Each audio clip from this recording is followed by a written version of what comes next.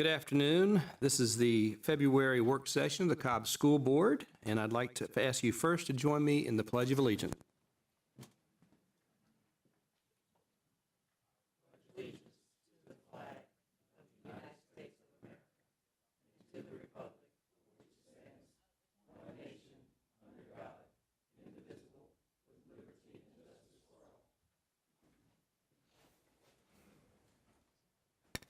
All right, thank you, everyone.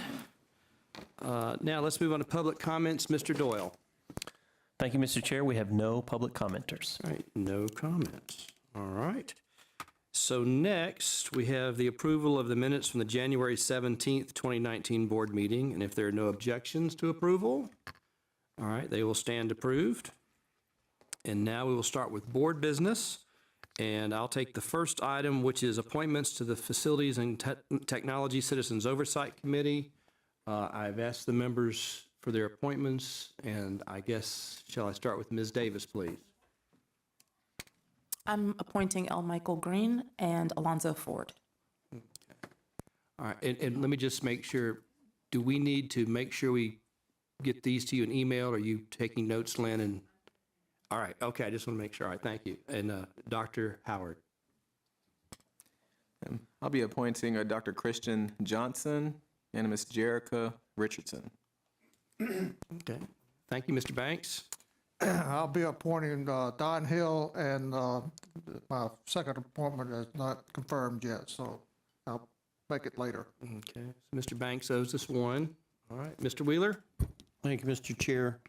I've asked Larry Darnell and John Stooksbury to continue their service, and they both accepted that.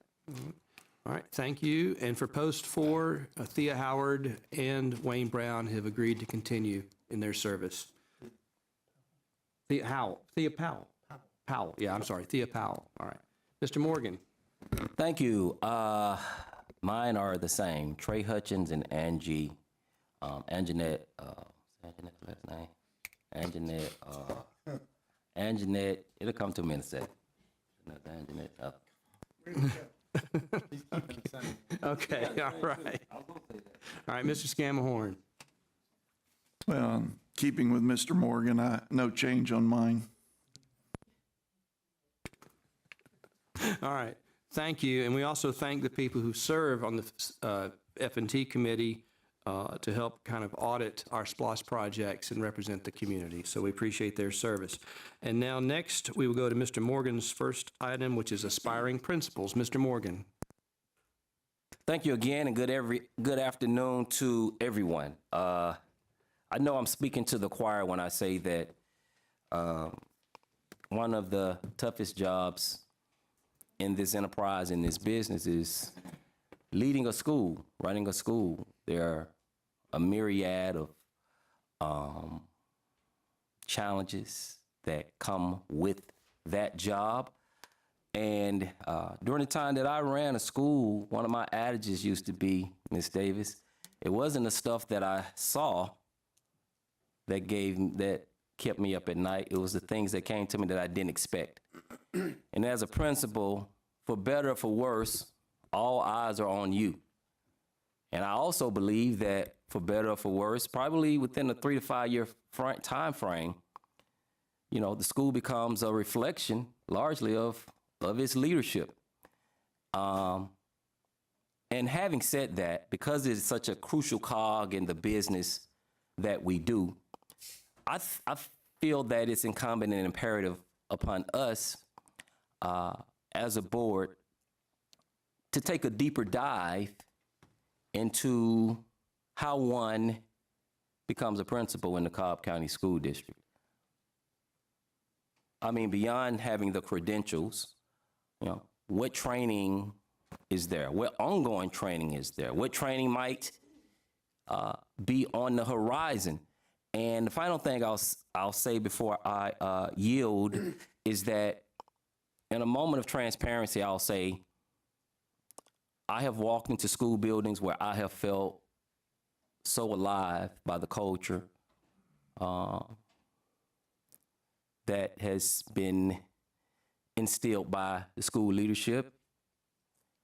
And transparency, I also had to say there have been times I've gone into schools and, I mean, it seemed kind of distant and like a library. Just didn't seem like a whole lot was going on.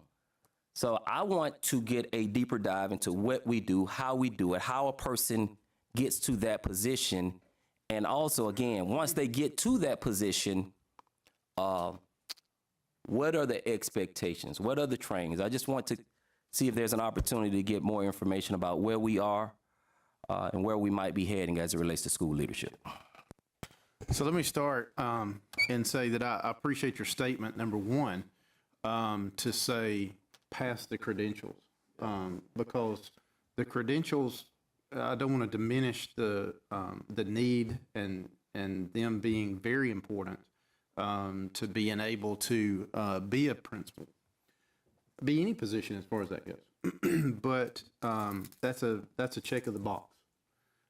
Just because you have the credentials does not necessarily mean you're a great fill in the blank.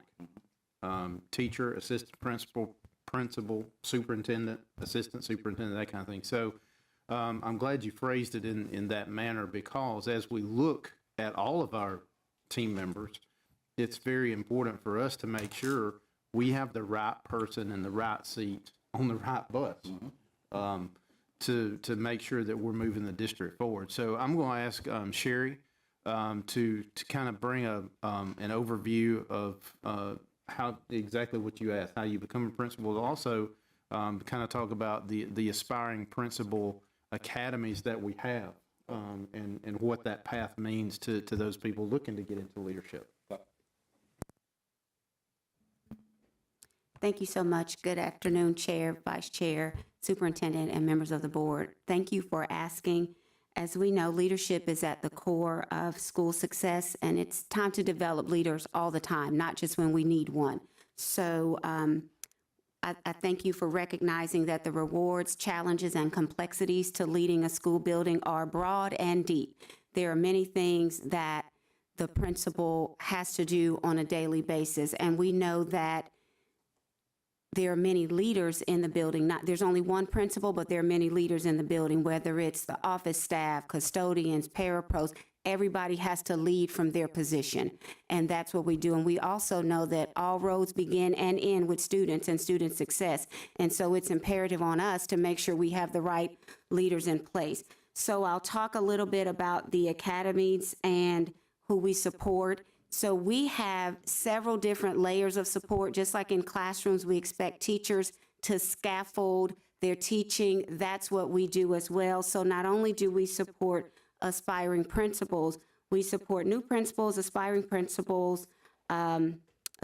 leaders in general, so those teachers who want to be assistant principals. Also assistant principals, because there are most assistant principals, a lot of them would like to be principals at some point. Some will lead from that position. We support SLIs. We also have a teacher leader academy that the academic division leads.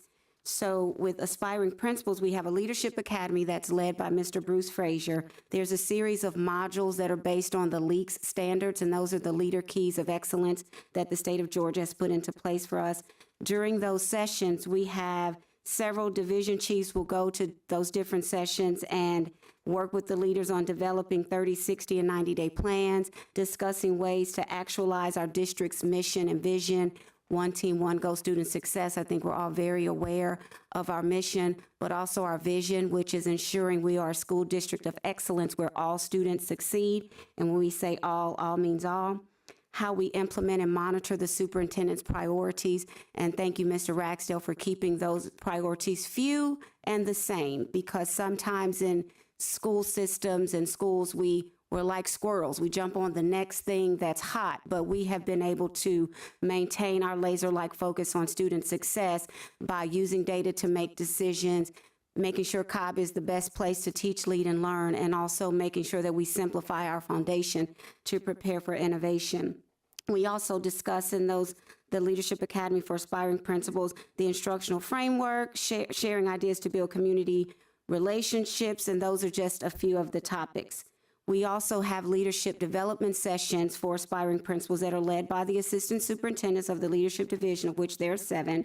This year, we had 3 series that focused on the why of the principalship, because like you said, just because someone has the credentials and they've got the degree and the PSC certification, it does not mean that that could be a person to lead a school. And we also have to recognize the fit for a school. So what a different leader brings to the table, while at one school this may be what they need, at another school it may or may not be. So we also discuss real life scenarios.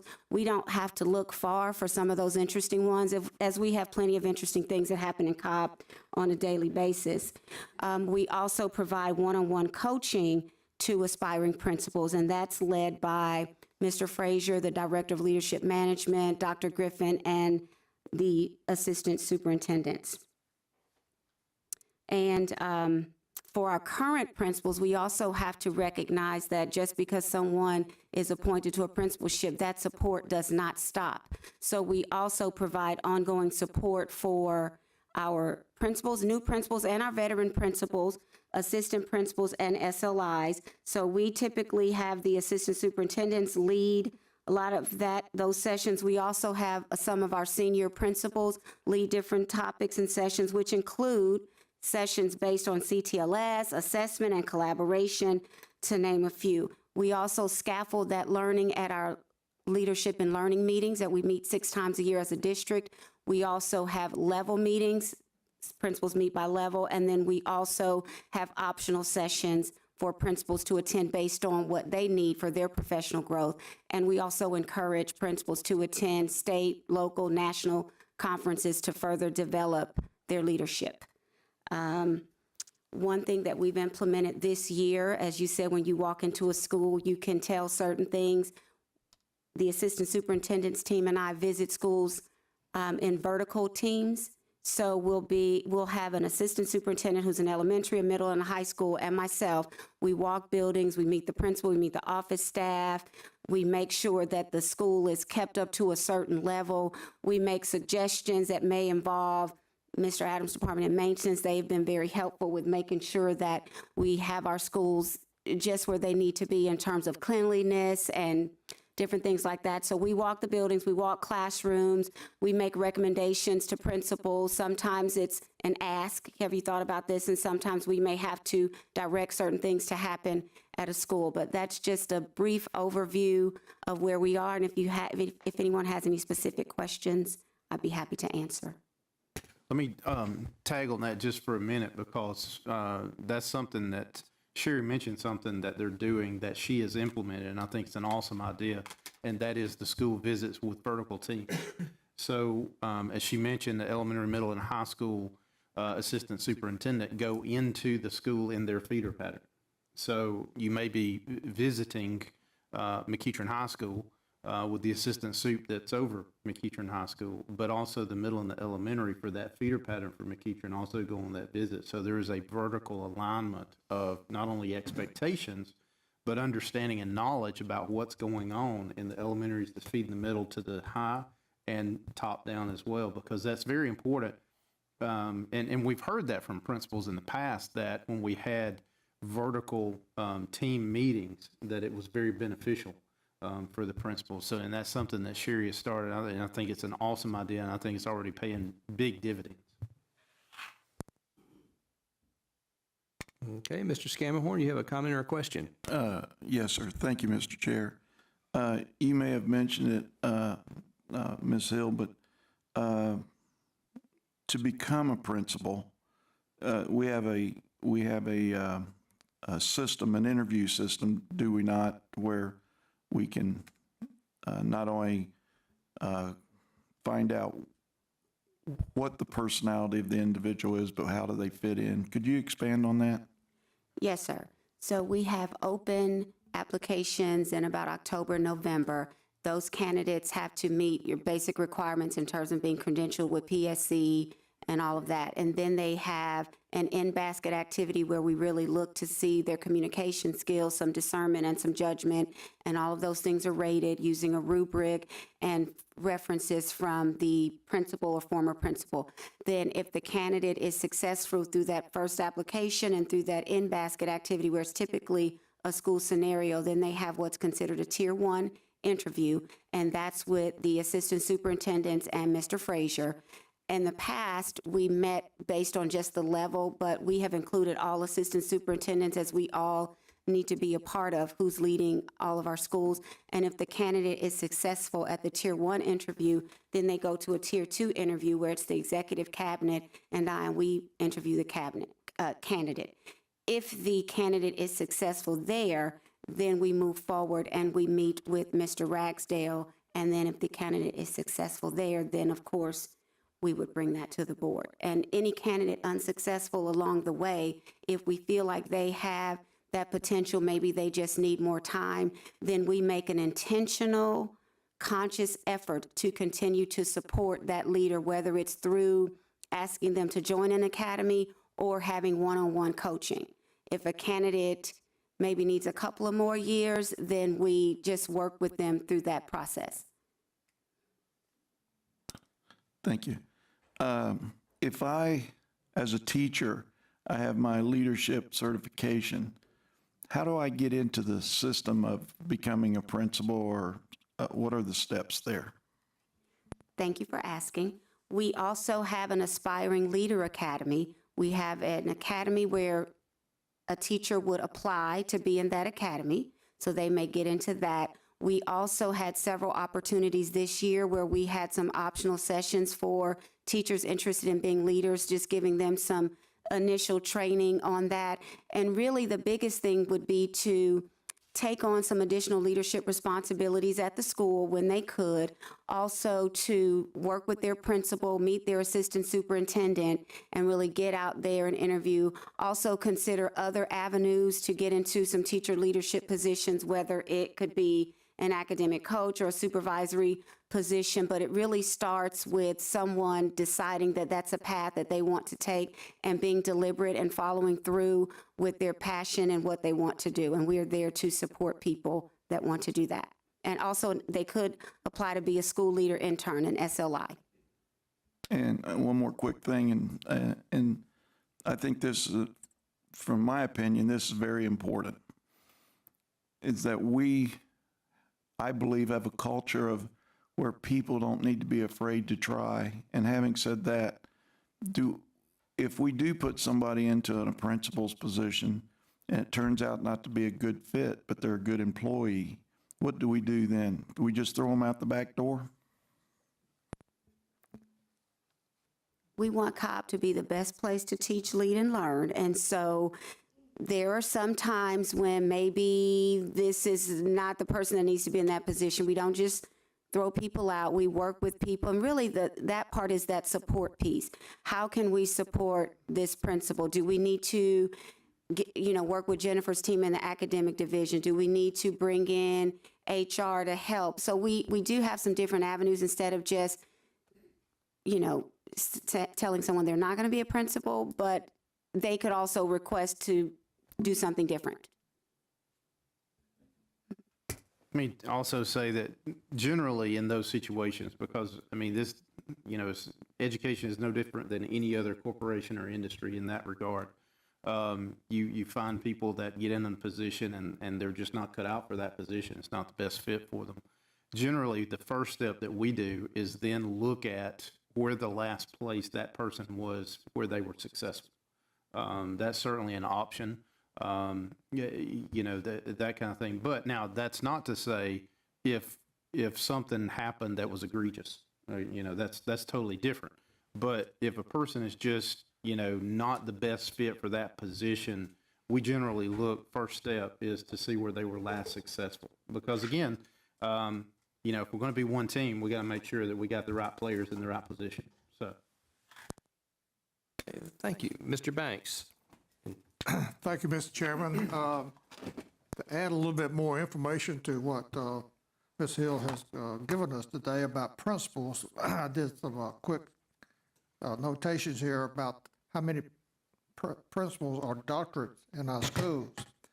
In our high schools, out of the 16 high schools, there are 7 principals with doctorate degree. And I think Dr. Howard can attest that to get a doctorate degree is not an easy task. It takes a lot of work, it takes a lot of research, and a lot of effort. In our middle schools, we have 10 principals who have doctorate degrees.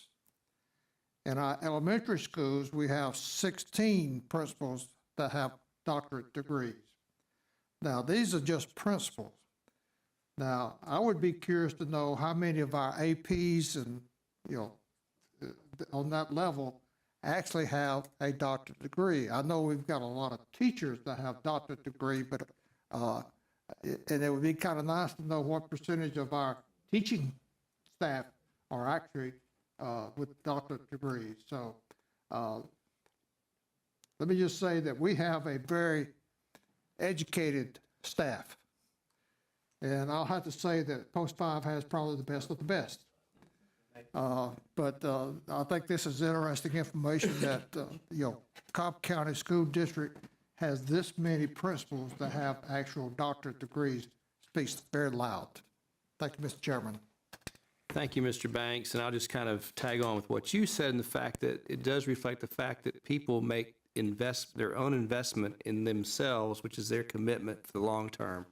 And I think unlike some other places, I mean, they've taken the bull by the horns. It is a weird expression when you think about it, but they've invested in themselves for the long haul to be committed to education. So I'd like to just, sure, let's go ahead. Can I add one more thing? Sure, and then Dr. Howard has something to say. I would like to know, or let Ms. Hill briefly describe what principal training, what the aspects are of principal training. What do they go through? What do we train them? How do we train them? Okay, so we start with our LEAK standards, of which there are 8: instructional leadership, school culture, planning and assessment, human resources management, organizational management, teacher and staff evaluation, professionalism, and communication and community relations. So we take those 8 standards and we create these modules where we're supporting our principals and new principals and veteran principals in each of those areas. And so that training consists of direct conversation, collaboration, research, working with different departments and different chiefs that come in and work with our new principals and with our aspiring principals. So we really tailor it around these 8 big chunks, these 8 big standards.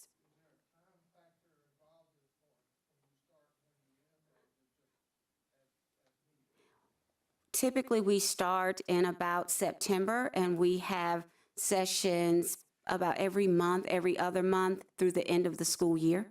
And so we have those that are set aside for the aspiring principals and also new principals and their mentor. So we connect a new principal with a mentor. In addition to those options and they're not options, in addition to those requirements for those new principals and aspiring principals, also at our leadership and learning sessions and at our L&L meetings, we also bring in pertinent information and training for our leaders. Thank you, Ms. Hill, and I'll turn it over to Dr. Howard. Go ahead, Dr. Howard.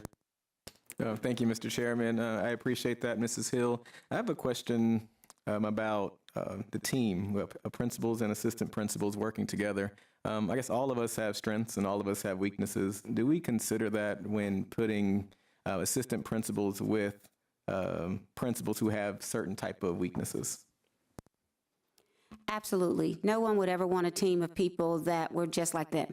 If that were the case, sometimes a lot of things wouldn't get done. So diversity of thought at the table is a great idea. And so I like to say to people, I work in my strength area. And so when you work with people in their strength area, you just get way more productivity out of them. So if you have a principal that is really, really good with the community and things like that, then you may want to balance and have an assistant principal that is super strong organizationally or operationally. So we do look at that. And for the most part, a lot of principals will hire their own assistant principals. So we do allow that flexibility. But then there are times in the district where we have to make some trades and some adjustments. And I know to some people it looks like, wow, they're just moving people for no reason. There are reasons that go with moving people. Just like in a school, a principal has to make decisions about which teachers teach certain grade levels in certain subjects.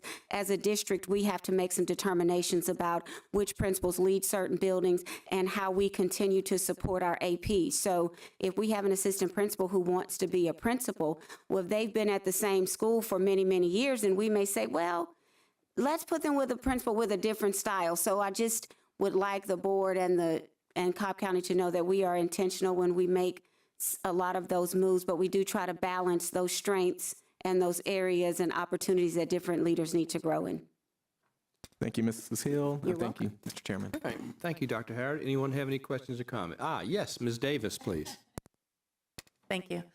Ms. Hill, is there any opportunity for teachers or staff members to give input on principals? And I know that may need to be done anonymously, but just wondering.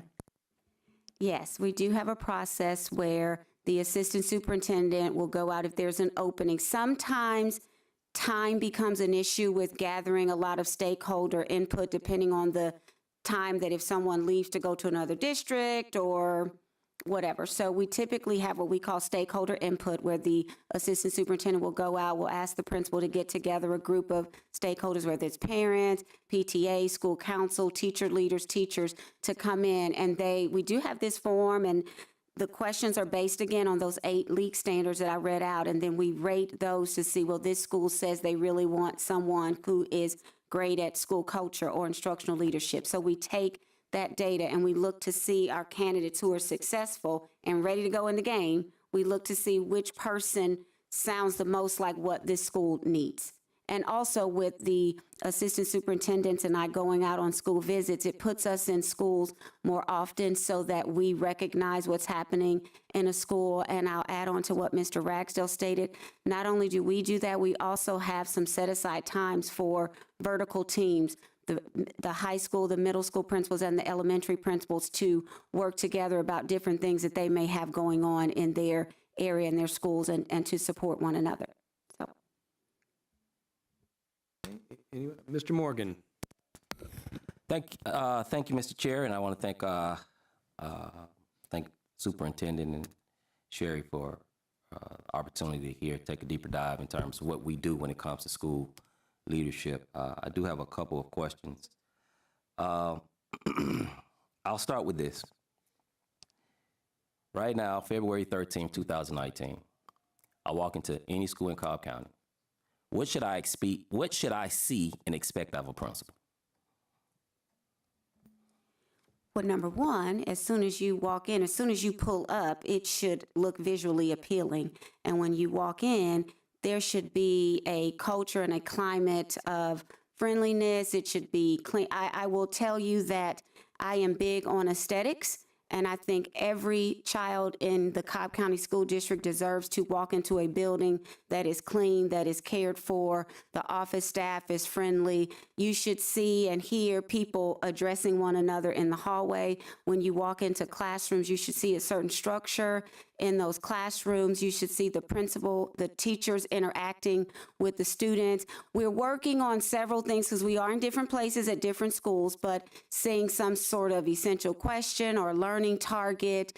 The workshop model is something that we expect to see in our classrooms. You may walk in and see teachers collaborating together using CTLS to look at the standards that need to be taught, to also look at common formative assessment data and making decisions about what happened in the classrooms. You should expect principals to know where their students are, what they're doing for interventions for students, and also what they're doing to enrich students. You should be able to ask any principal, hey, talk to us about the vision for the school, where you're going, what that data looks like, and what are the steps that you have in place to ensure that all students are succeeding. So those are just a few of the things that you should see and hear when you walk into a school.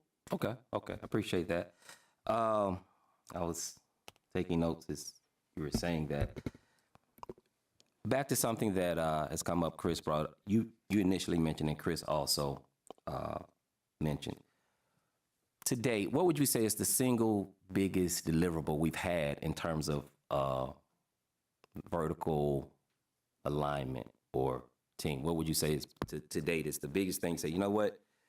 Now that we do this, this is a tangible thing that I can say has gotten better, or we do more of or less of, whatever the case might be. I would say the largest deliverable would be the alignment that you see at schools. There are some schools that working on different things, like I'll take writing as an area of that schools are working on. So prior to this, 5 or 6 different schools that maybe feed into the same middle school or high school may use a different language when they're talking about the teaching of writing. Well, now that schools are expected to collaborate, and they have been collaborating and working together, you see some consistency of language across schools. We also see school clusters that are doing more things together, whether it's their school councils having meetings together, whether it's, I'll take one example in the North Cobb area, where all the principals of the feeder schools come to a football game and all the students are invited, and they call the principals down on the field and talk. You have academic coaches from different levels in the same feeder pattern working together, looking at the reading inventory data to see what Lexile levels the students have and what intervention models are in place. So I would say would be the alignment piece, and also intervention models being put in place at schools based on Lexile data and different common formative assessment data. Okay, so intervention in the sense of if I go to blah, blah, blah middle school, and I'm feeding into blah, blah, blah high school, you're saying that these people are communicating, so they're going to know there's going to be a commonality in terms of intervention when I feed into the high school. Am I hearing that correctly? The intervention itself may be different, but the expectation that there are interventions in place for students that need them would be the same. So schools, so not only do we have those vertical collaborations, we also have horizontal collaborations. So we may have these 4 high schools working together, and they're explaining how they've scheduled in their day to provide these interventions. So we're closing that gap where the language at this school is different than this school when we're talking specifically about, let's say, writing. So you will start to see that alignment a little bit more. Okay. Yes. Couple more questions. In terms of the modules, if I heard you correctly, one of the modules is instructional framework, and another one is, community engagement. Someone makes it through the instructional framework. I mean, they finish that module, right? So I ask them at the same time, what am I equipped with when I finish that module? And secondly, when it comes to community relations, because again, a moment of transparency, I've experienced some principles where I have felt like they were strong, like they had a real grasp about what the instructional framework was needed to be. But I didn't feel like they connected with the community, the larger community, so to speak, and vice versa. People who, I mean, man, they're beloved in the community, but it just didn't. And again, I'm not I'm not talking anecdotally. I'm talking if Principal X has been here 6 years, 7 years, whatever the case might be, you come out those modules as a principal, what's there in terms of that individual? So we have a saying, inspect what you expect.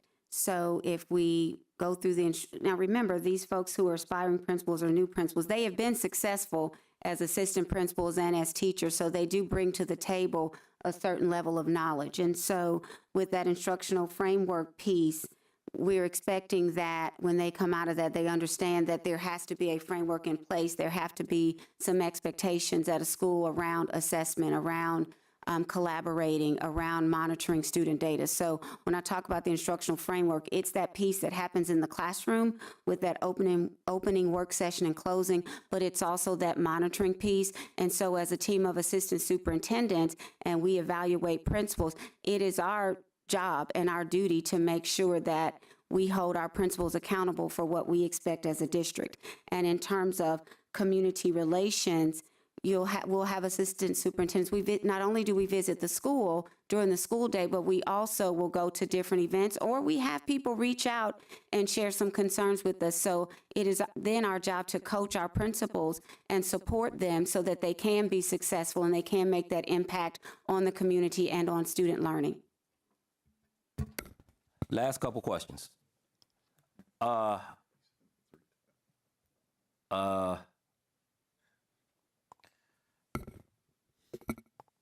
think one of the many blessings I've had is in education. Is one of the many blessings I've had is the opportunity to for exposure. Like there was a time, I've readily said, and I'll continue to say it, even as right now, Chris and I were just laughing.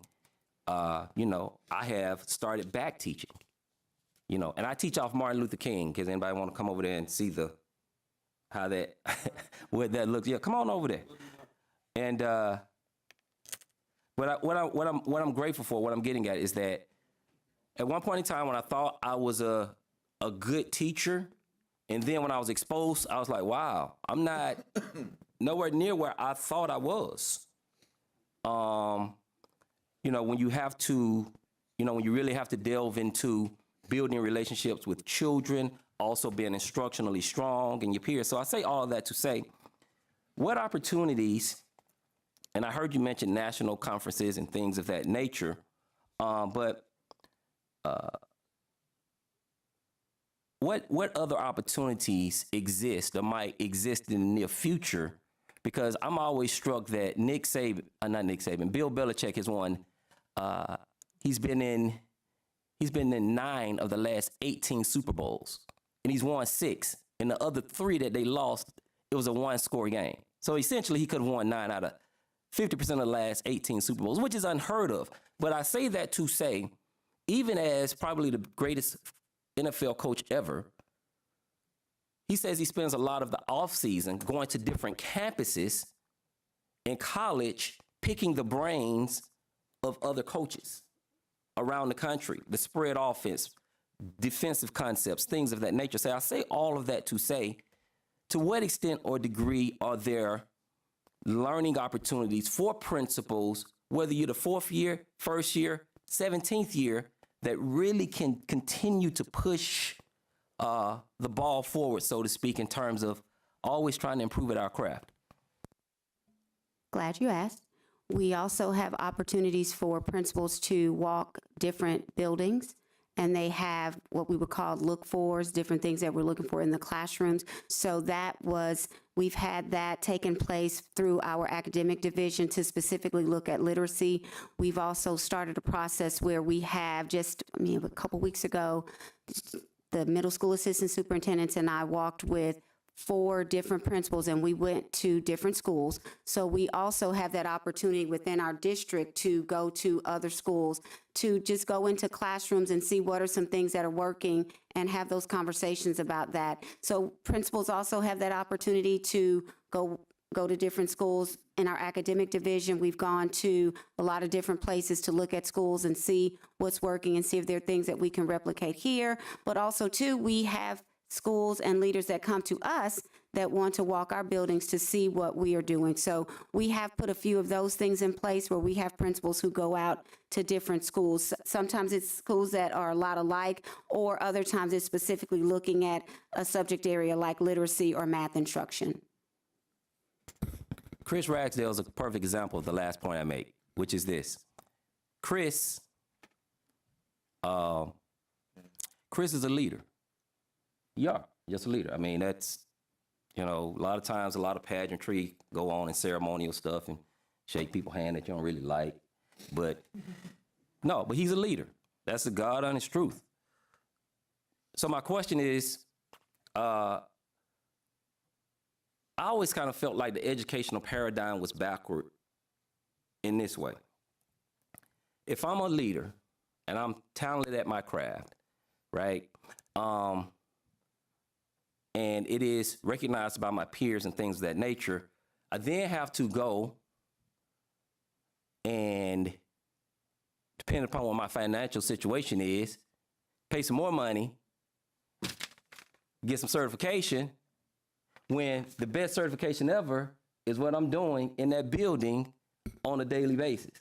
So I say that to say, are there any pathways or opportunities for people who are great within our schools, who don't have the, I don't even know what the verbiage is anymore, L75 or whatever it might be, that can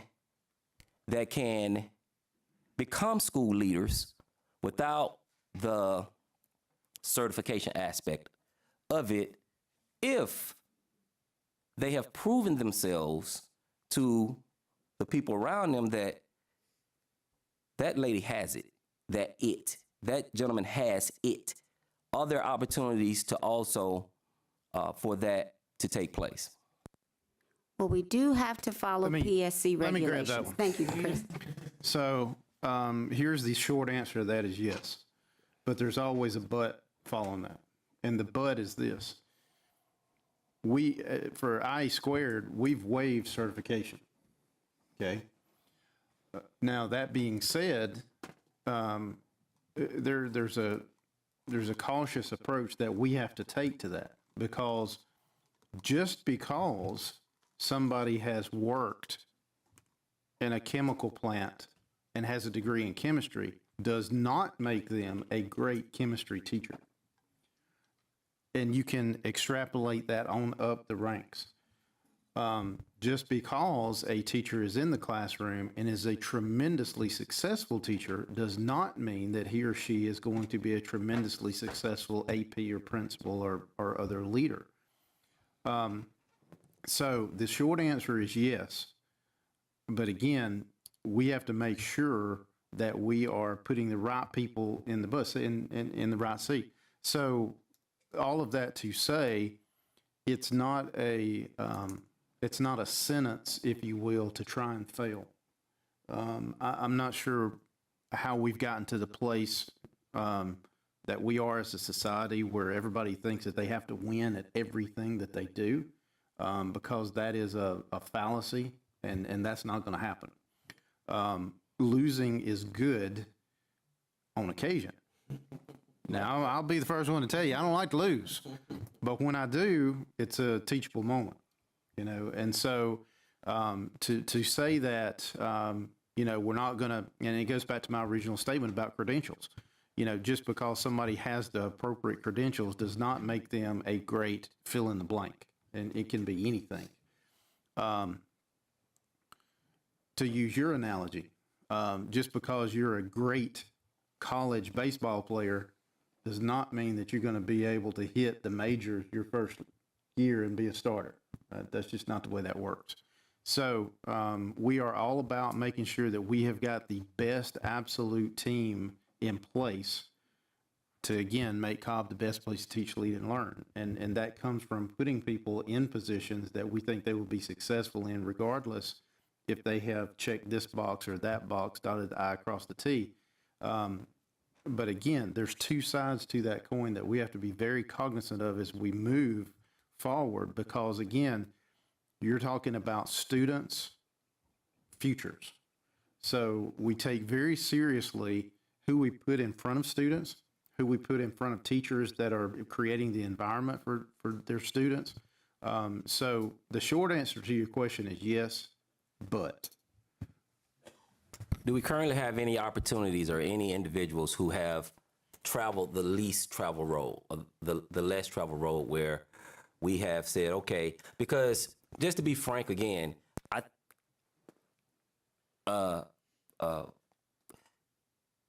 it's one thing to have something, it's another thing to use it. I can have something, if I don't use it, it's just sitting there. So my question is, do we have any individuals who we say, you know what? I know what orthodoxy says, but this person, bona fide leader, and I'm not talking about you're moving from CEO of blah, blah, blah company and we're just going to let you run the school. Not that. I'm talking about the person who is currently in education day to day. And you say that person, do we have any examples, or do we have anyone at this point in time, especially since we have the clearance through IE squared, any individuals who are on that track? And I know it will be met with resistance, to be honest, because again, we're in the business where, you have to do it just like this. And if you don't do it just like this, then in some way you become a pariah, you become an outsider, you become the person who didn't earn his or her stripes. And to all of our points, if we want the best and brightest, everybody is not going to come like this. Nick Saban never played a day of NFL football in his life. I mean, he's not a great head coach. So that's my question. Do we have any individuals who don't fit the orthodoxy that we think could or will be a school leader for us? I will say we have about 400 leaders between principals and assistant principals, so I would not be able, off the top of my head, to say if someone has gone an unorthodox way. What we do have are, I do know for certain that we have principals and assistant principals who maybe have had a different career and come into education, because while we have IE squared, we also have the Professional Standards Commission that we have to look at for certain levels of certification. So I could not answer that off the top of my head, but I would be happy to look into it and let you know. But as far as I know, off the top of my head, no one that's like just come from a business and then now they're a principal. Okay, all right. Mr. Scamhorn, and then Mr. Banks, then Dr. Howard. All right, Mr. Scamhorn. Thank you, Mr. Chair. I want to bring it back a little bit to our topic, aspiring principals, if I may. One of the things, besides the myriad of things that you've already listed and the things that we're doing, you also touched upon, it's not just for aspiring principals in Cobb County, it's for aspiring leadership, whether it's custodial, food service, bus dispatchers, bus supervisors, teachers, leaders, all of that. So I wanted to stress that, and you can pick up on that if you want, or I'll continue. Okay.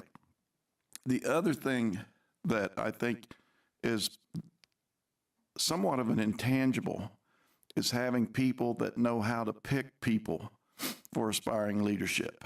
And we do a great job for that. Case in point, Mr. Superintendent, correct me if I'm wrong, but in the last 6 years that I've been on the board, we have about 7 or 8 people who went out to be superintendents, and another 5, okay, and then another 3 or 4 that finished close second on other positions. That tells me something right there, that we have folks that know how to come up. We encourage people to come up through the system. Finally, I'll say this, if you want to. One of the things, if I went to another system, which I can't fathom because I love what we have here, the first thing I would do is look at Cobb County's website, our policies and procedures, our rules, and what we've done over the decades, and we build on from what our predecessors have. Our leaders can go to that and pretty well find day-to-day answers to help their leadership. Would you agree with that? Yes, that's correct. Okay. And then finally, not just our principals, but I would solicit any answer from any of our leadership out here. If I'm an AP and I have an issue that I need to work, I've always felt comfortable to call our district staff, whether it's a curriculum or leadership or human resources or whatever. That supports is there. Is that not correct? Yes, that support is there. And those are the things that are extremely important, and those are the things that start at the top. Thank you, Mr. Chair. Thank you, Mr. Scamahorn. Dr. Howard, did you want to? I'll make a quick comment. All right, then let Mr. Banks, and then we're going to let Dr. Howard bring it home. Okay. Thank you, Mr. Chairman. Let me correct maybe a perception I made earlier about how many schools and how many doctorates we have. Let me just say that every principal we have in all of our schools are just as competent as those that have a doctorate degree. Again, say, we have some of the best of the best. Ms. Hill, how often are principals evaluated in a year? They constantly, to meet state requirements, we use the leaks process, so it's the beginning of the year, mid-year, and end of the year conference, but throughout the year, they have support. So is it just one time or multiple times? Multiple times. Okay. So it's not just a one-shot No, sir. situation. And let me just, for transparency's sake, state that we have put people in principal's position that did not fit. It wasn't a good fit. But this district is large enough to where we have been able to compensate that position by putting that person in an environment, many times in a different principal role that did fit, and everybody came out ahead. It was a win for not only the school, but the person themselves and the new school that the person went to. So we do take care of our own, and I thank you for that. Thank you, Mr. Chairman. Thank you, Mr. Banks. Dr. Howard. Just want to make a comment that what I'm hearing, it's starting to sound like one versus the other commentary.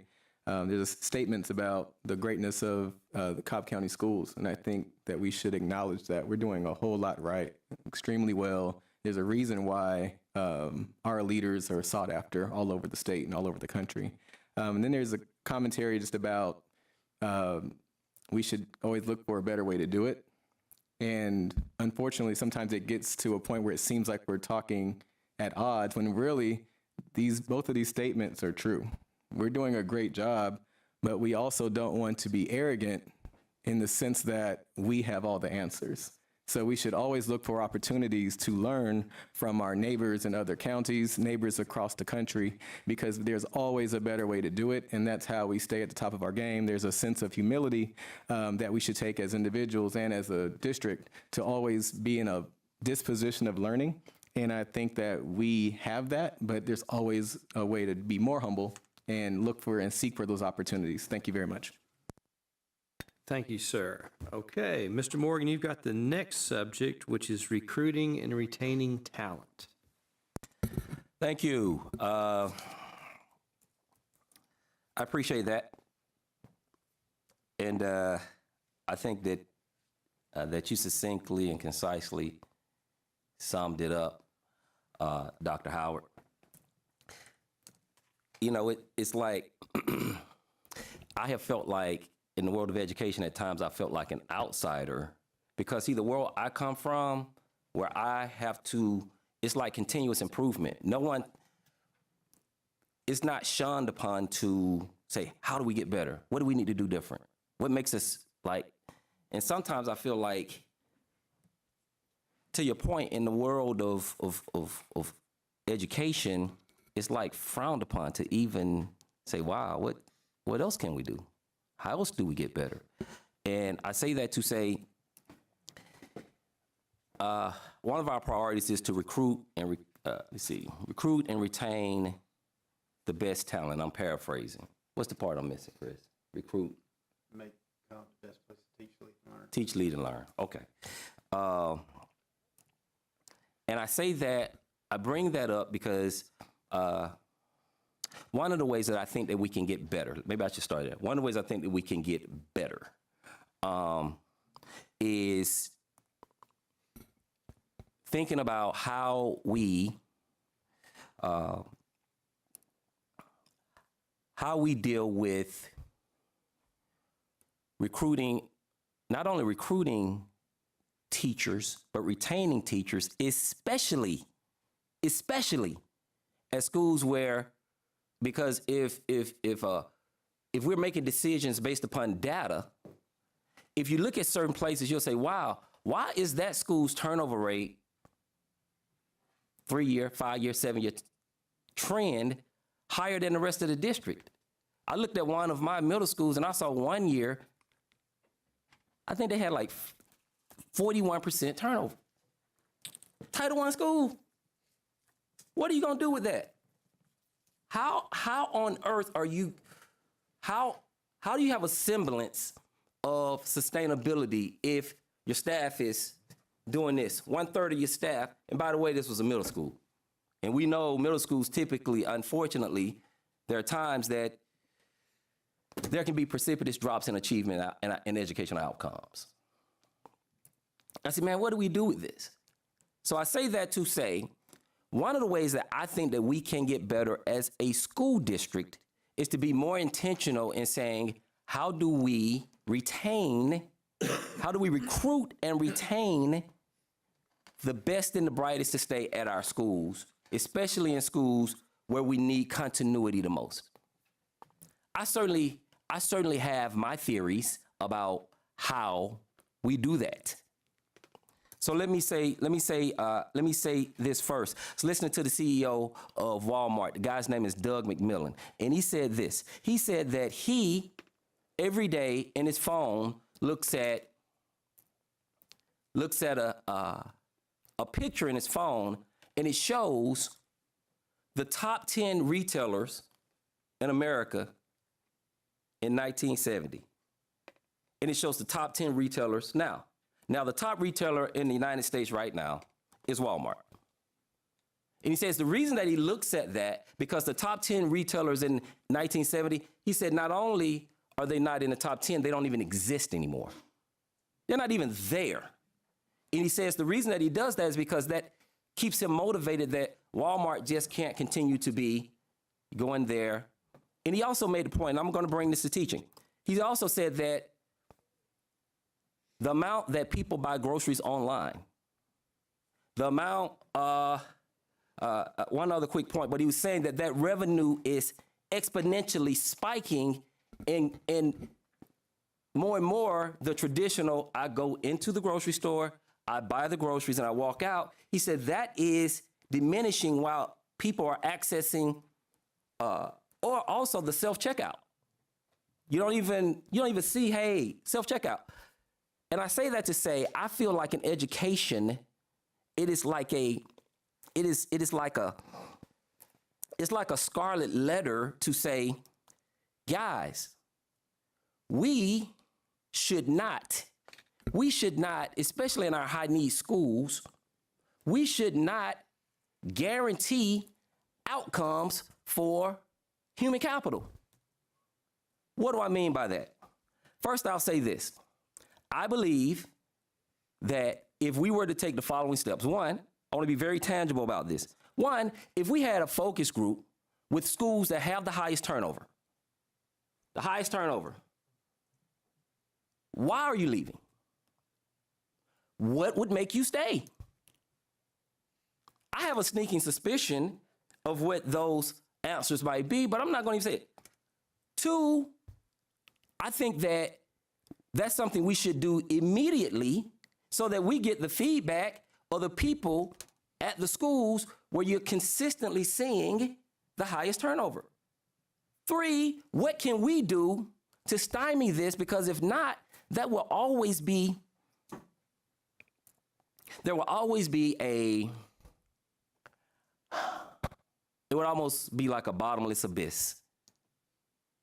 These schools that are, and we're And I think that the best and the brightest that we want in every single one of our schools, we especially need to be more intentional and do something differently as it relates to the schools that have the highest teacher turnover rate. And so my ask is this: focus group, especially schools where we have the highest teacher turnover rate based upon the data, and say, hey, what can we do to bring more continuity and consistency to these schools? What would be things that if you were going to leave? I've had a lot of teachers tell me, hey, I live in Ackworth, I work in Austell. And just to get my foot in the door, I go and work in Austell. And then the principal falls in love with this teacher because he or she is so good, but then teacher says, I can't blame him or her. If I can find me a job closer to Ackworth, that's where I'm going to work. Well, what might it take to keep you? What conversations can we have to say, what might keep you here where you have made a positive imprint? So that's my question to the superintendent and to the board. Can we have a focus group of teachers who fit this particular criteria to give us feedback about retention in our schools where we have the highest turnover? So let me first respond by saying that we don't live in a vacuum. This is not something brand new that we've never thought of. We obviously take a high turnover rate in a school very seriously because there is something going on. And you can run the gamut of what that could be. It could be we have a new principal that is following a principal that maybe did not have the same strict accountability that the new principal is having, and the teachers have become so comfortable with the previous principal that they want to go find somewhere else, and that's fine. Then the other end of the spectrum is, maybe the principal is not necessarily the leader that needs to be in that particular school or anywhere in between. So a lot of the data, and I'll let John quickly speak to some of that we are doing, because again, a high turnover has always been an issue in education. When you have a school that has a high turnover continuously, 1 year blip is not a concern. Continuously, that is of concern. And John, I'll let you speak to kind of how we obtain said data and what we do when we get that data. Thank you, sir. Mr. Superintendent, Mr. Chair, members of the board. Mr. Morgan, thank you once again for making us sharpen the saw. These are good conversations to have. And to Dr. Howard's point, continuous improvement is our goal. Good is the enemy of great, to quote Jim Collins. And to that extent, I never want to say we're great, because then we get fat and happy, and then we cease being great at that point. There's actually a tremendous amount of research on teacher retention, especially as of late. You may recall in 2015 when the DOE did a study of 53,000 Georgia teachers. That's a huge sample rate out of about 120,000 Georgia teachers. So a very high response rate of the causes of teacher attrition in Georgia. And a stat that made the news back then that's probably about accurate today is that 47% of Georgia teachers will leave the classroom in the first 5 years, will leave teaching in the first 5 years. That's a significant number. And there are certain causes in Georgia that are specific to Georgia, but there's also nationwide data. So very briefly, to synthesize the nationwide data first, there are really 4 national reasons why teachers leave the professions at alarming numbers. Not necessarily in a particular order, but looking at an Ed Week study, they ranked them in the following order: salary, school climate, level of autonomy in teaching, and leadership. Now, in Georgia, you have an additional couple of factors. You have testing, and then also the evaluation system was specifically cited in Georgia as a factor. Some of those reasons for leaving the profession are to a large extent beyond our control. We can't, for example, by law, opt out of the TEKS system. So we have to deal with that. But that was cited as a specific reason in Georgia. But there's a lot of things that we are doing right in Cobb, although there certainly is indeed room for continuous improvement. And I'll give you some data in a second to show you that we're fairly well positioned in Cobb compared to other districts. But one of the things we're doing right is wherever we can, try to relieve the burden on our teachers. Cobb led the way with Mr. Ragsdale's leadership in trying to get relief from the burdensome number of assessments. Mr. Tippin's bill a while back relieved us there. The pending Cobb metrics pilot, that will be huge for taking things off of teachers' plates. So this superintendent's pushed the envelope there. We're well positioned in terms of salary, especially in terms of that critical mid-career, those mid-career levels of teachers. Retention is important, but the right retention is really important, and we're well positioned there with those mid-career folks. Give you some examples. The bad news is we do lose some people out of the teaching profession, even in Cobb. Our number isn't as high as 47% in 5 years, but we lose obviously more than I'd like. We lose probably most to retirement. We have a certain segment of our teaching population that's just aging out. That's our biggest single cause of losing teachers in a given year. It's just retirement. 30 years in education is a long time. We do lose some to other endeavors. Education is kind of interesting in that when the economy picks up, we actually see more attrition because people are more willing to take risks, spouses get transferred, and people leave more. When the economy is poor, we see less attrition because people are more risk averse and want to keep what's perceived to be a relatively safe job. But a good number, we track why people leave the Cobb County School District. We don't make them give us a reason, but we track it. And of the people, and the majority do specify a reason, of those who left last year, teachers, only 26 said they were leaving to go to another Georgia school district. Now, with 7,000 teachers, and we hired 800 last year, that is a tiny fraction. We are not losing teachers to other districts.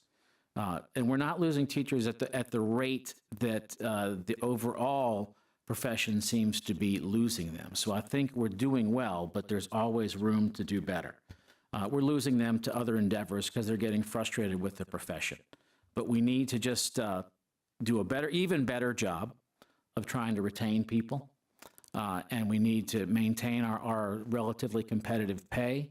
To echo Sherry's point about leadership, not only have we hired a number of teachers of the year from other districts recently, I love it when I go to job fairs like our COP. We're going to be having 2 job fairs soon. We'll have over 2,000 people at those job fairs. I love it when I talk to teachers who are currently teachers of the year in other districts. That is great for me. That gets me excited. I wish I could tweet about it, but I don't want to out people who are applying to Cobb. Similarly, I can tell you right now the names of a half a dozen veteran excellent principals in neighboring districts who have applied to Cobb. I can't tell you, but they're there because they want to come to Cobb because of the great things Cobb is doing. So there's always room for continuous improvement. Mr. Morgan, I know that you and I both like tired sports analogies, and the analogy I'll use is that in this day and age, especially with some of our millennials, but in this day and age, they're one-year contracts. All of our teachers are free agents. So we need to do whatever we can to retain the great ones. For example, stay interviews. I encourage principals to do a mid-year stay interview, not an exit interview, by then it's too late. You want to do a stay interview in the middle of the year and talk to your people, especially your top performers, your top draft choices, if you will, and say, what can I do to make you stay here? I can't give you a truckload of money, but I can do something, maybe change your morning duty, maybe let you teach a different grade level, whatever the case may be. And it's usually small things like that. So we can do an even better job of that. Retention ultimately is a school-by-school level, which is why you see some variety. So to your point, Mr. Morgan, we can definitely do an even better job as a district of trying to equip principals with the tools and knowledge to even further improve teacher retention. All righty. Anything? All right. Okay, I think we can go on now. Thank you, Mr. Morgan, for the thought-provoking discussions. And Mr. Superintendent, I'll turn it over to you. Yes, sir, Mr. Chair, members of the board. So we got a short video that was a last-minute addition to today's agenda. We've labeled it Student Transportation Update. As you know, we have kind of teased the upcoming bus app about how parents and students can track where their bus is. In today's age of immediate gratification, people want to know to the second where the bus is, and so we're about to be able to provide them with that immediate information. So if we will, roll the video, please. Every morning, Susie's parents sent her traveling down to the bus stop.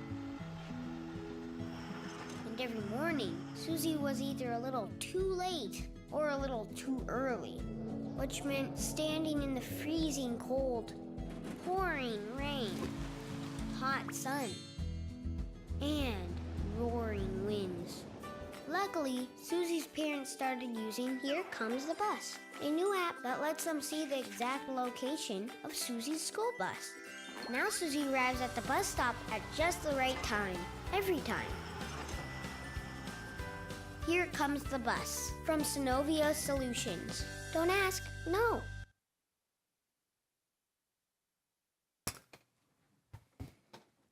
So you now know where the bus is as it Here Comes the Bus. So, but that I know I'm being kind of funny and sarcastic at the same time, but it is a tremendous service that we're able to offer parents because again, with the number of riders that we have on our buses every day, it is a tremendously high number of riders for a district of our size. So it is a benefit to be able to have those parents have that extra level of security to know where the bus is, and if it has passed their house and their child's not home, to have that immediate information to know when to take action.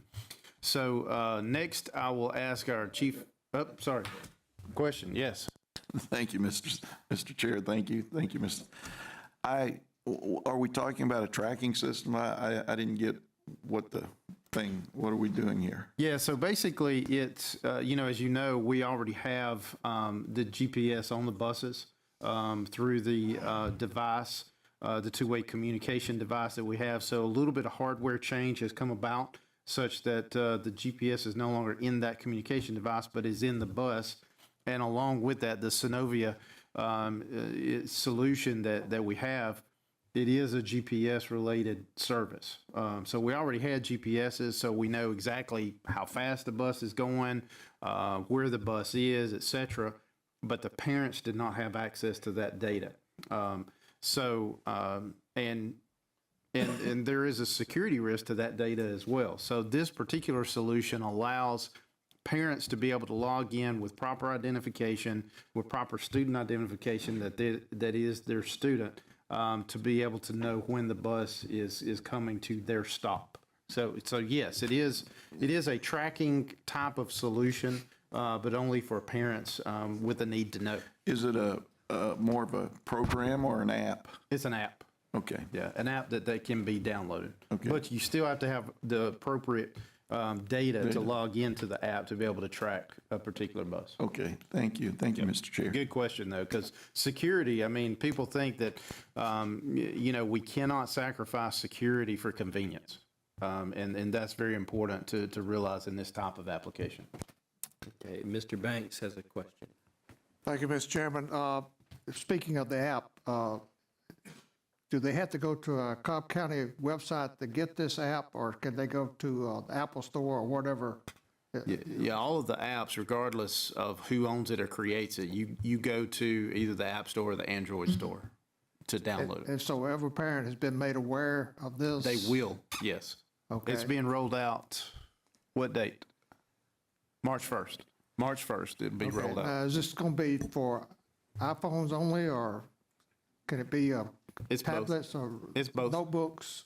Can it be used on notebooks also? Well, it's operating system based. It's not device based. Okay. So iOS, Android, Windows, Mac, etc.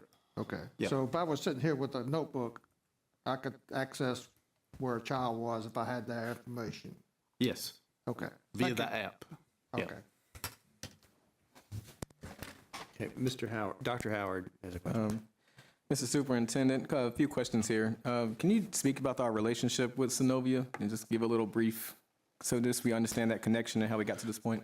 I will give you the information I know, which is dated, and then ask for more recent information. So Synovia was at one point in time when I was deputy superintendent and over technology, they were affiliated with AT&T.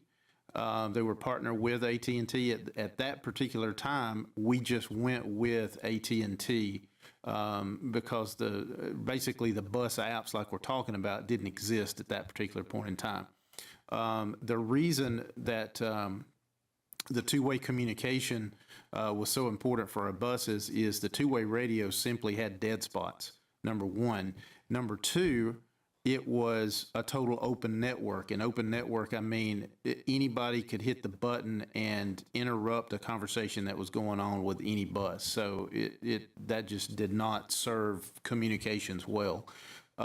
Especially, again, speaking to security, in today's security minded importance, if you need to have a private conversation with a bus driver, you don't need that over the speaker. So that ability is there as well. So past that, I will also tell you that obviously there was, speaking to the relationship, RFP, as I believe is the way it was handled. But this current solution, I will let John kind of speak to the details of that. Thank you. Now, you hit the nail on the head, Mr. Ragsdale. That's all exactly right. I will add, though, that in addition to the competitive process, by eventually going with this solution, not only do we think it is not a proven solution and the best solution, but we're also able to realize some savings by continuing that relationship and piggybacking on our existing relationship. We get to enhance and improve our GPS technology on the buses. We get to improve, enhance the they're not a tablet, but similar to a tablet that the drivers use not only for this, but also for payroll entry. We get better communications capability, second only to the emergency services folks. We now get prioritized just beneath the 911 and the police, for example, and save some money by doing this. This is a relatively inexpensive solution that we tested it in a couple of schools in West Cobb, and we met with a post-survey 95% approval rate. Parents love this, and they can customize it. They can decide, I want to see when my child's it's geofencing technology and GPS. They can see as far out as 2 miles, or they can get it down to within 250 yards. It just depends on how they want to be notified. They can customize notifications. It's really an excellent solution that I think parents are going to love. A couple other questions about that. You mentioned other schools that have used it. What school districts, and kind of give me a sense of the size of those districts, just to get a sense of the scope and how long has this app been in use? It's been around for a while. It's one of the industry leaders. And now this is when I say a while, we're talking about an app, so it's not as old as I am, but it's one of the older of the solutions, but it's an excellent app, industry leader. Paulding County uses it, Marietta City uses it, a number of very large districts use it as well, because we looked at that, because we need to make sure that it scales up to something of our size. That technology also did some stress testing of it as part of it to make sure that despite other large districts using it, and I can get you a list, I don't want to name them publicly if I'm not certain, but there are a number of very large districts, even some bigger than us, that use this app as well. I have to check their exact literature, but I think it's in the millions, the number of students that are covered. Sure. The security agreement that we have with them, oftentimes companies will send updates with updated security agreements, which will affect kind of data, how it's shared. At this moment in time, do you know how do we have boundaries on how our parents' information can be shared? And is it built into the contract to not change that? Because, of course, technology updates happen so frequently, it's kind of slipped in after the initial contract. Have we had that conversation? I would love to hear that. The answer is yes, and yes. We guard not only our parents, but also our students' privacy religiously. And our technology folks are especially diligent in that area. They're diligent in everything, but that is something that that they really do approach with almost a religious zeal. So this app in particular, parents have to have a certain number that's tied to their student to be able to log in. It's unique to that student. So if you have 3 kids, you have 3 separate numbers, but you can track your 3 students. And then they create a password. So this is an extremely secure app. And if they should change, to answer your question, yes, it is built into the contract that they can't materially and substantially change those kind of arrangements without our permission. And that for us, if it were something, that would be a deal breaker for us, because we're never going to compromise student safety and security. And last question is that if this company decides to go out of business or sell to another company, I'm sure we've done our due diligence to make sure that, like you said, that we're taking our security, and not just security, but just how it's shared. 'Cause sometimes the words we use may change. It's secure, but it's shared to another secure company. And I want to make sure that our parents are aware of any and all companies that their information is being used for, including just because, as we know, we can search for something and all of a sudden it pops up on your feed for one thing, and we don't want our parents on this app and then there's an ad all of a sudden that's added to it. Because that gets into the details of technology, but we don't want to use our family's information for advertising, I'm sure. So I'm assuming there's no advertising on this app as well. Okay, thank you so much for addressing that. All right, thank you, Dr. Howard. Mr. Superintendent. Yes, sir. I'm going to ask Brad Johnson to come and bring the second quarter financial report.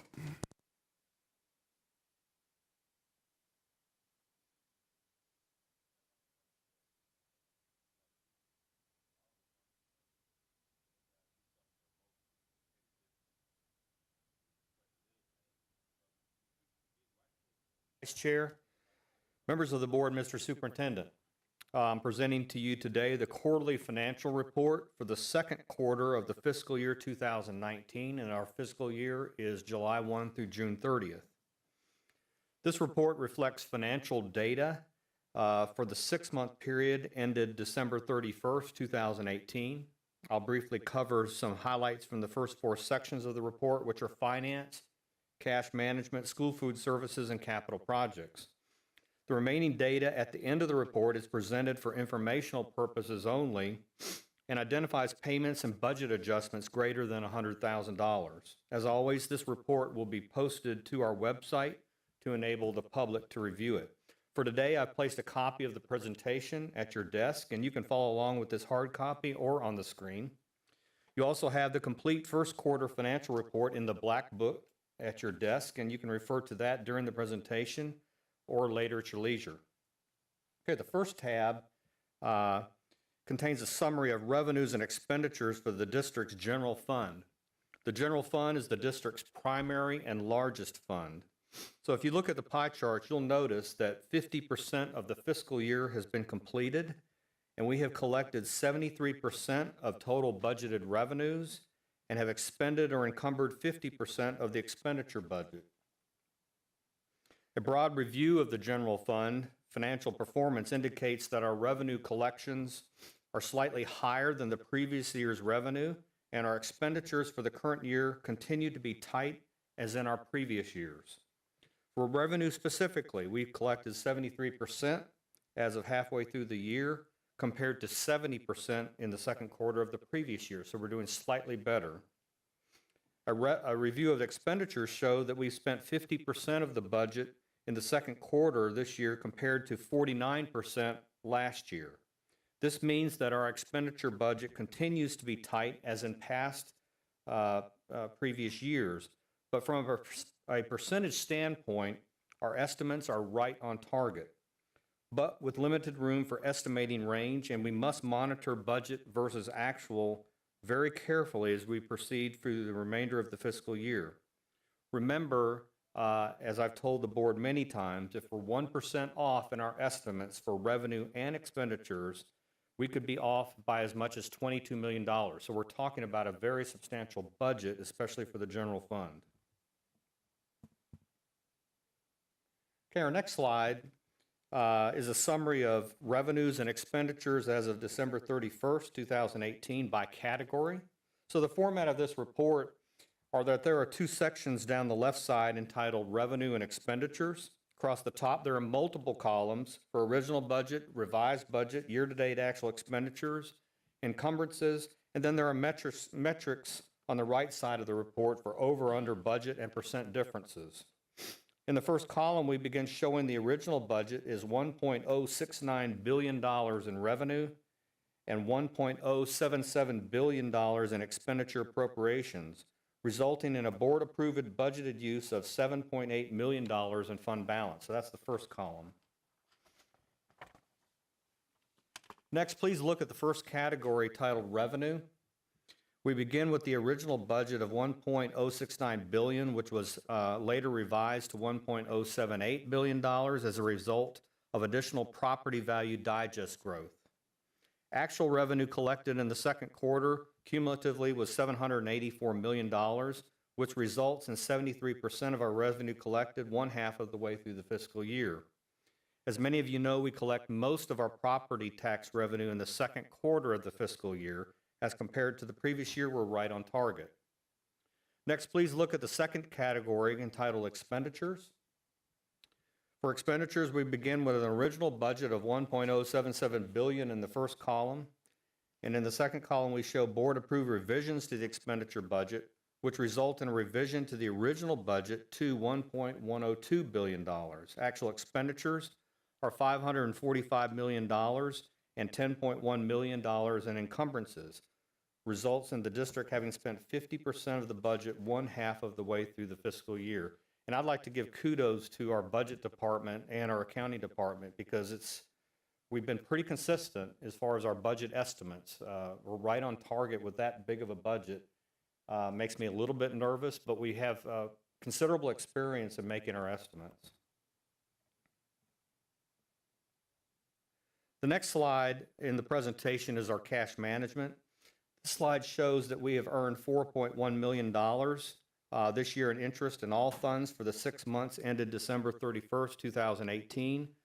And this is compared to $1.5 million last time this same year. So the interest rates are steadily climbing incrementally. The 2.34% that we're earning in interest is roughly equal to the rate of a 3-month Treasury bill. Although interest rates appear to be slowly increasing, interest rates have been extremely low for quite some time, and it appears that they will rise only at an incremental pace for the foreseeable future. Our accounting department continues to be diligent to invest idle funds at the highest possible rates. All idle funds are invested at all times. Despite the low rates, we do regularly consult with our financial advisor, Elise Lomel of the PFM Group, and you remember meeting her at the last board meeting, to get information about the best possible market rate of return, and at the same time ensuring that our principals and our cash is protected.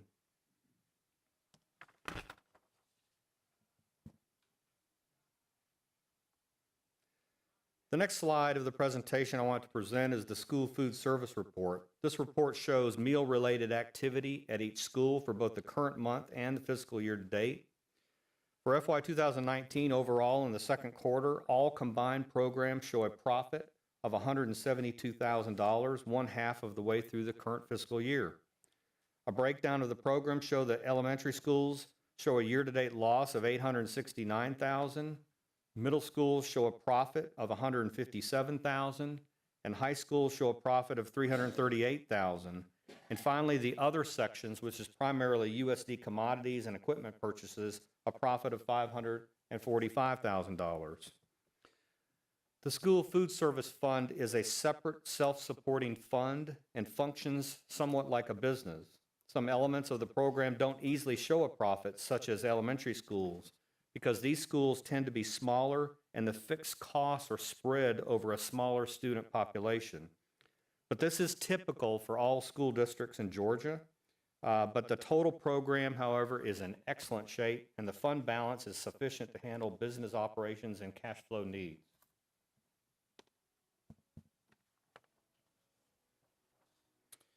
The last slide in the presentation of the quarterly report is the SPLOST and capital projects section. And these sections reflect revenue and expenses for the capital projects funds. These funds include SPLOST 3, SPLOST 4, and the countywide building fund. One element I would like to point out in this section is the SPLOST 4 revenue, and that's what we typically want to keep track of, is the revenue for SPLOST. This section shows that collections for SPLOST 4 in the calendar year 2018 is ahead of prior year collections by 4.8% actual. This actual figures is below SPLOST 4 forecast projections by 9.3%, but this increase compared to actual does reflect an improving economy. Inception to date, actual sales tax collections are $644 million. Some comments regarding this revenue collections. The district is continuing to monitor SPLOST revenues to identify trends in sales tax collections. The state of Georgia economy continues to improve, which might assist in closing this year's budget variance.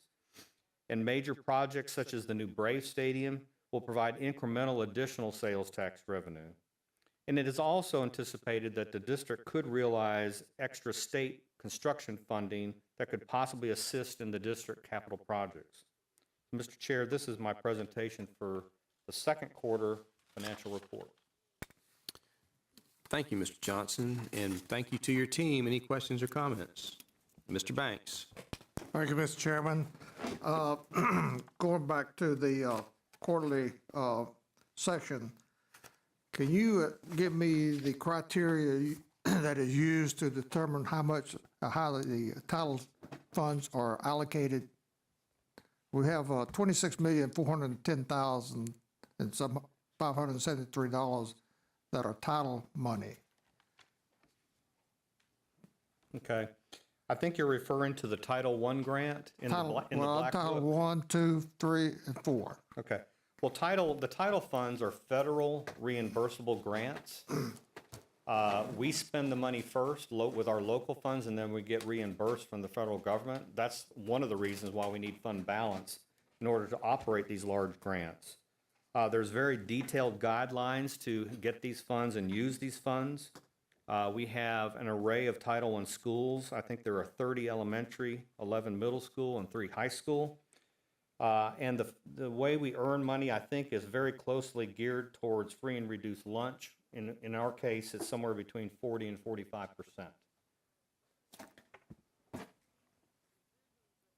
But is the food services a major part of the allocation? Or is No, this is Wait. just one metric Yeah, that determines. when we say free and reduced lunch is simply the number that is used, like free and reduced lunch is used for E-rate as well. That number is what is used. It has nothing to do with food nutrition services whatsoever. It's a way of allocating the Title I money using that metric to the schools that need those services. Okay, that's my question. How do we allocate? What's the criteria for allocating these funds to a title school? Well, I don't know all the details to it exactly, but the free and reduced lunch percentage is used, and schools have different criteria based on that metric. And I don't know all the guidelines, but based on that, certain schools get certain amounts of money, and I'm sure that each school is a little bit different. So I have 2 Title I schools, elementary schools. What you're telling me is one may get more than the other. It's not it's not an FTE determination. No. But you know, what is? I think that metric helps to determine how much each school gets, but also the application. And I think I'm a little bit out of my lane. It is based on the number of students at a school. First of all, to be considered, we have targeted assistance Title I, which means there's a lower number of students who qualify for free and reduced. So a school only gets a smaller sample, and it is based upon the number of students who qualify for free and reduced within that school. So you have to have a threshold to qualify as a Title I school, whether that is targeted assistance or a full title school. Once you meet those qualifications, then each year, based on the number of students through their food and nutrition, they of course apply for free and reduced lunch. And that then gives us a number of how much allocation each school gets, which is why each school's budget varies in the dollar amount. Okay, I believe we have one high school that's a Title I school, so they would get extra money based off of the title funds that are available. And I realize some of the title funds are athletics, but Title I is based on, like you say, No, there's no title funds for athletics. Title Zero. IX. We don't get Title IX. Not funding. Title IX is what governs athletics as far as male and female sports, but there's no funding. Okay, so it's all school related, not, okay. All right, so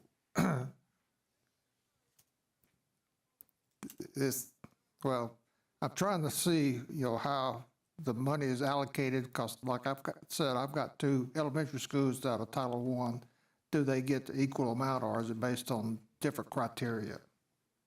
Well, the school district allocates money to schools based on regular formulas for just like any other school. This money is in addition to those funds. Okay, all right. Thank you, Mr. Chairman. All right, thank you, Mr. Banks. Mr. Wheeler? Thank you, Mr. Chairman.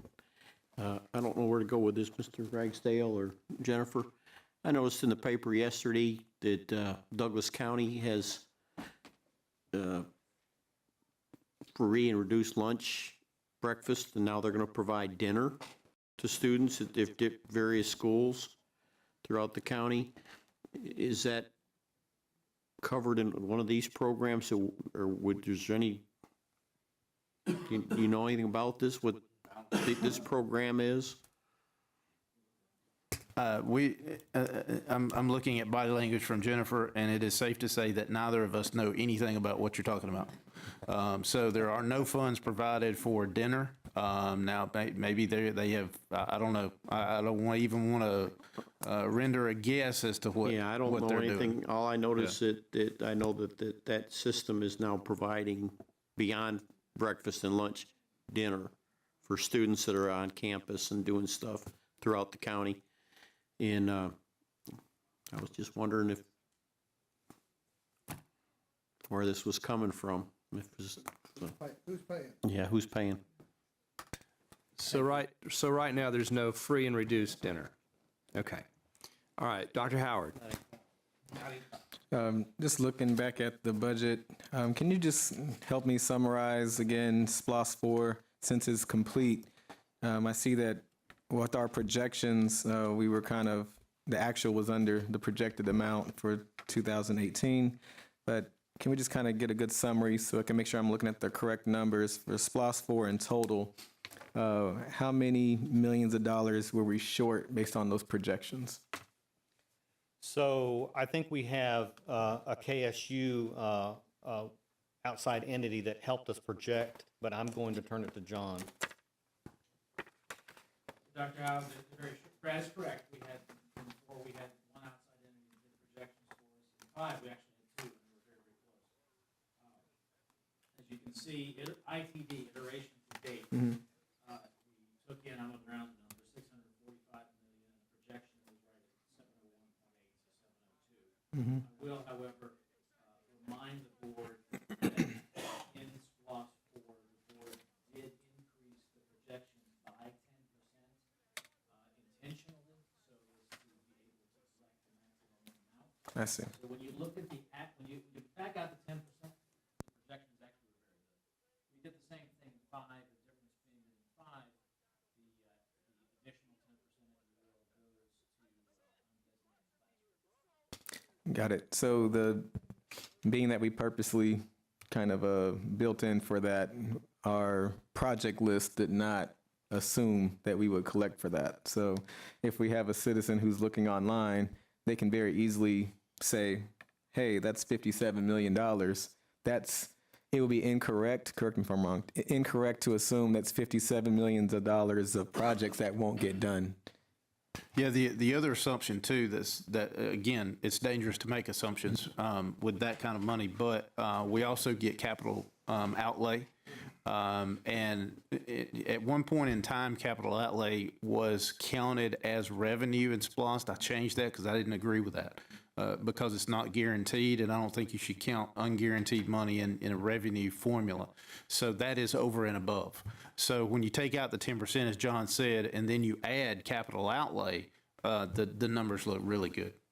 Yep. And I bring this up not for an academic exercise, but really to get back down to everyday people and what we're trying to do with the money. In layman's terms, for just the everyday person, what does this mean for projects that are outstanding in SPLOST 4, and what can those expectations be, just generally? Because I know it's a case-by-case basis. Yeah, it is a case-by-case basis. And certainly some projects are quite possibly not going to be done because of things that are coming in SPLOST 5, for example. So we have to be cognizant of that. But there's also no limitation. So just because revenue stopped being collected for SPLOST 4 December 31 of last year, there is no time limit on that money being spent for those projects. So just because a project has not been done to date has no bearing on its potential of being done. And just going back to actual being less than projected, we don't want citizens thinking that we're that short, because it's misleading. That's what I'm saying. Correct. So since there are projects that are outstanding and they see that there's a deficit or shorter than projections, there can be an easy assumption made. And I would just love to, and maybe as a district, we can kind of clarify that just for the everyday person who's trying to do their due diligence. You can look online and really be mistaken. Yeah, exactly. So if there's some kind of communication or some type of way that we can clarify that in a very simple way, in simple terms, about just to kind of say for SPLOST 4 and its projects, I think that'll be very helpful.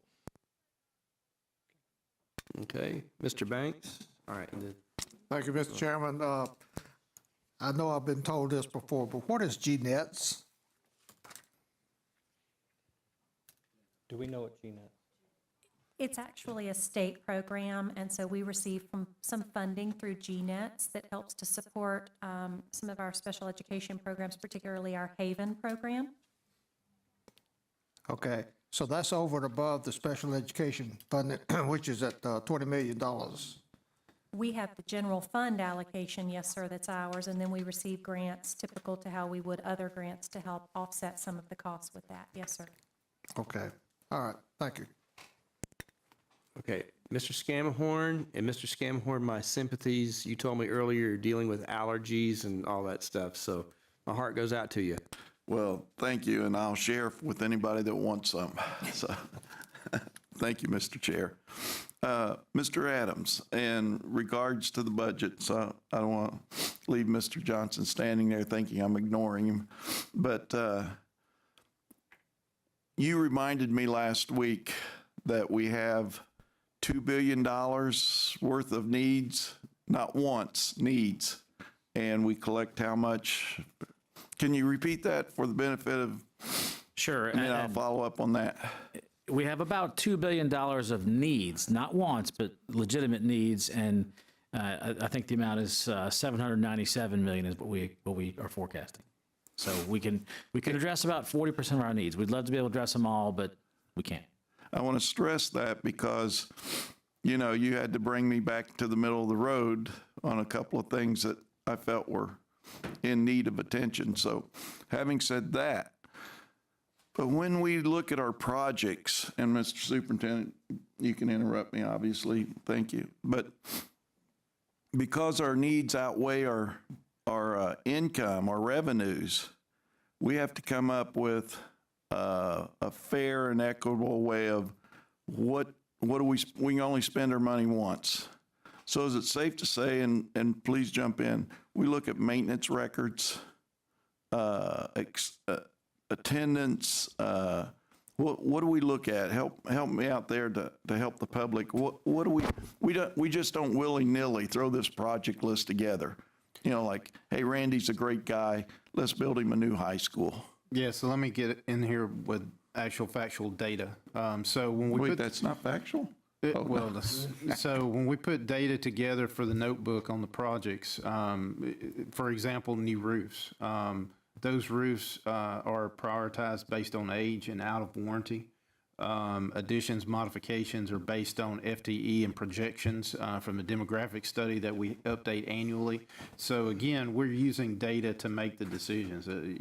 We don't just throw a project list together and say, well, hey, you haven't asked for something, what do you want? kind of thing. That is definitely not the way that SPOS is put together. And to that point, I can't stress enough the importance and the criticality of SPOS to the operation of the district. Yeah, it's my opinion that we don't stress that enough, that, you know, we have 7 posts, and each one of us are lobbying for our post, rightfully so, but we also have to look at needs and what's the data telling us. So, and I think Mr. Adams would confirm too that even though over the last 6 years he's had to tell me occasionally no, I've never been offended because he's explained it to me, you know, where things are going and why we need things. So anyway, I think that to change a little bit, Mr. Johnson, subject on the, and I've looked at these before, and if you may recall that I like to look at the food service, so I won't go into a lot of detail, but on this chart here, it says, I think on, and just go to page 2 of 19, let's say, of the school nutrition accounting program. And the bold numbers by each school, that like starting with Brumby, you know, 9,236. Are you there yet? Yeah. Okay. If I read my headings correctly, is that net income or average per school for this quarter at 9236 and change? Net income. Net income? Mm-hmm. Okay. Why is there such a, and I assume the parentheses, is that negative income? Yeah. Okay. Then some of them are, I mean, I think we have 67, somewhere around 67 elementary schools.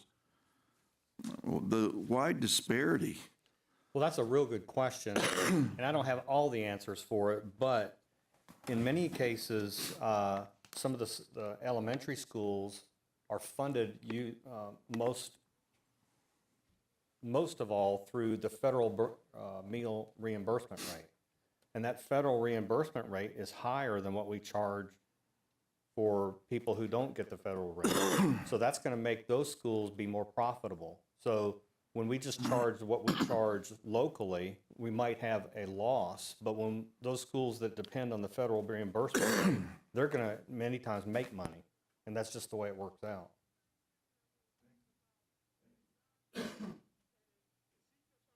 Ms. Davis.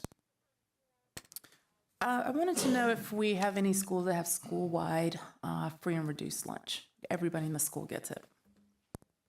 We do have, when you reach a certain percentage that's high enough, you can have an entire school-wide Title I. And do we see some savings there, administrative costs, that kind of thing? All Title I money has to be supplemental. The federal guidelines are very, very specific. It cannot supplant, or we risk losing funds at the district level. So those schools are allocated based on a general allocation as though they were not Title I. And then they receive those additional funds that our non-title schools don't. And then they have to spend those funds within the federal and state guidelines. So we don't see any difference because they're allocated from the district as though they are a general school, and then they receive additional funds. Okay, I think that's it. Thank you, sir. Appreciate the help. All right, Mr. Chair, members of the board, agenda item number 1 is recommendation, as we do on a monthly basis, for authorization of school properties disposal per Administrative Rule DO-R, and that list has been sent electronically. Be happy to answer any questions. All right. If there's no objection, we'll put this on the consent agenda. Okay, consent. Sorry about that. I'm going to ask John Adams to bring the next 2 agenda items, actually. Thank you, sir. And I know we have a busy executive session, so I'll be brief. Agenda item number 2, authorization to purchase 9 propane school buses. Our intent here is to piggyback on the statewide contract you see listed there. that was competitively bid through the state to purchase 9 72-passenger propane-fueled school buses from Yancey Bus Sales and Service. You see the dollar amount listed there, $836,000 for the 9 buses. Just to clarify just a bit, that total cost will be reduced because we're going to receive about $695,000 from the DOE as part of some 2017 bond bus reimbursement program. Essentially, we get reimbursed for our receipts. And then we'll get an additional $72,000 from our alternative fuel grant. And then we have a $45,000 rebate from AmeriGas, the provider of the propane. So our net cost for these buses is going to be right at about $25,000. And then we'll actually come out ahead because we're going to get a $56,000 propane fueling station at no additional cost. And this will allow us to engage in, get our toe in the water, so to speak, in the possible advantages and total cost of ownership over time of propane buses. I'm available for any questions. All right, thank you. I think Mr. Scamahorn. Thank you, Mr. Chair. Are these the first propane buses that we purchased Yes, sir. out of all the fleet? Yes, sir. Okay. Can you explain a little bit of our research and safety factors, how they're put together? And then after all the money is gone, how did we measure efficiency? It's pretty tough, I think, to measure miles per gallon. I guess you can measure miles per pound, something. Well, they're about safety's paramount. Thank you. I'm sorry to interrupt. Sure. There are about 12,000 propane buses nationwide already. Fulton County, for example, has 205. Paulding has 52. DeKalb has 84. So we're not the first district to do that. We're going to look not only at miles per gallon, but miles per gallon, depending on whether it's gas or dieseline or propane, ranges from about 6 to 8 miles per gallon. But we're looking at total cost of ownership.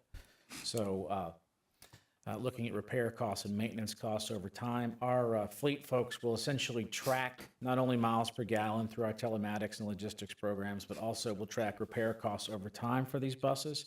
And we'll see. We'll track the data over time and see what happens in Cobb. There's some other potential advantages besides cost. For example, they're better on cold starts in the mornings. You don't have to worry about the fuel gelling like you do with some other fuels. But a variety of metrics. And again, this is just 9 so that we can see if this ultimately is right for Cobb. We know it's working pretty well in other districts, but we do what's best for Cobb. Okay, back to the safety. Safety, thank you. Where is the tank, and what's the results of any accidents that have happened on buses already in service across the country?